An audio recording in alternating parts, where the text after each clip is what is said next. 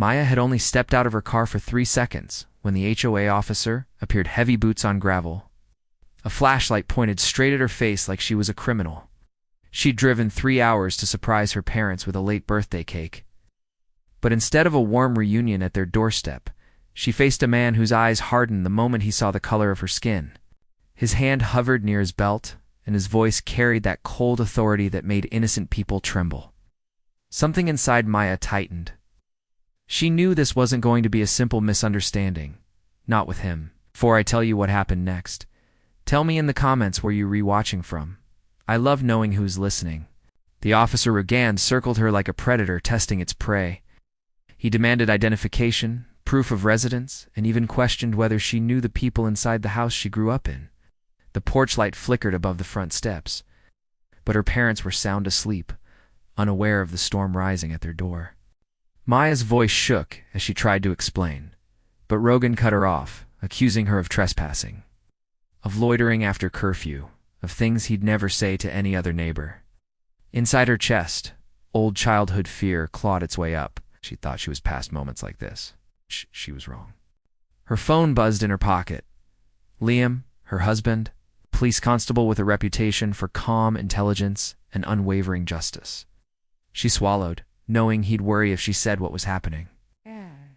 But when Rogan reached for her arm, gripping it hard enough to leave marks, her fear broke. She whispered into the phone, "Liam, I need you." Minutes later, the quiet suburban street transformed. A single engine rumbled at the far end. A black SUV glided to a stop so silently it felt like the darkness itself had delivered it. Liam stepped out, wearing his off-duty jacket, but his posture carried the unmistakable command of someone trained to run toward danger. His eyes scanned the scene, Maya's trembling hands, Rogan's aggressive stance. Something inside him shifted, like a tide pulling back before a wave crashes. Neighbors peeked through curtains. A few slipped onto their porches, murmuring anxiously.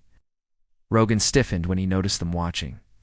For the first time, uncertainty flickered across his face.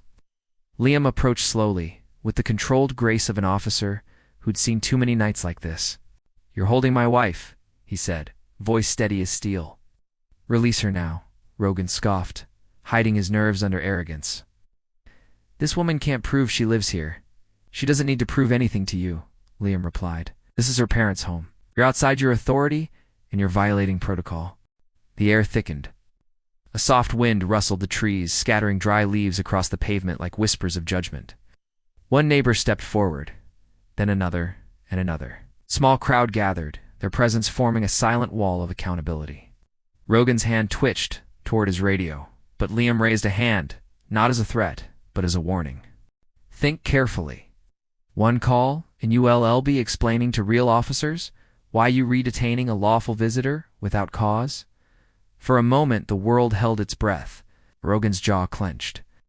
He released Maya's arm, but the shame on his face didn't fade. "Fine," he muttered. "But this neighborhood has rules. So does the law," Liam answered softly. "Learn both." Before Rogan could respond, Maya stepped forward.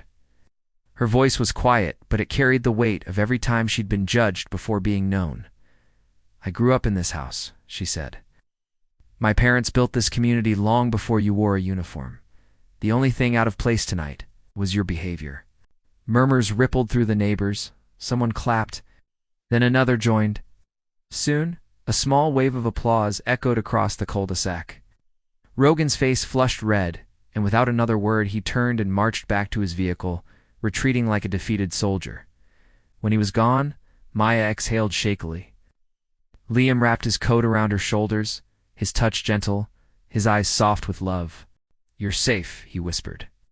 The porch light steadied, glowing golden as Maya finally knocked on her parents' door. Her mother opened it, sleepy but smiling, pulling her daughter into a long-waiting embrace. Peace settled over the night again, fragile but real. Because in the end, justice didn't come from anger. It came from courage standing firmly beside kindness. Because kindness doesn't vanish. It waits, and it finds its way back.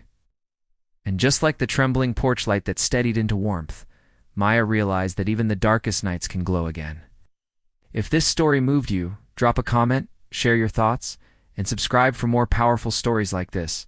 Your support keeps these moments alive. Stay kind, stay courageous, and stay with us.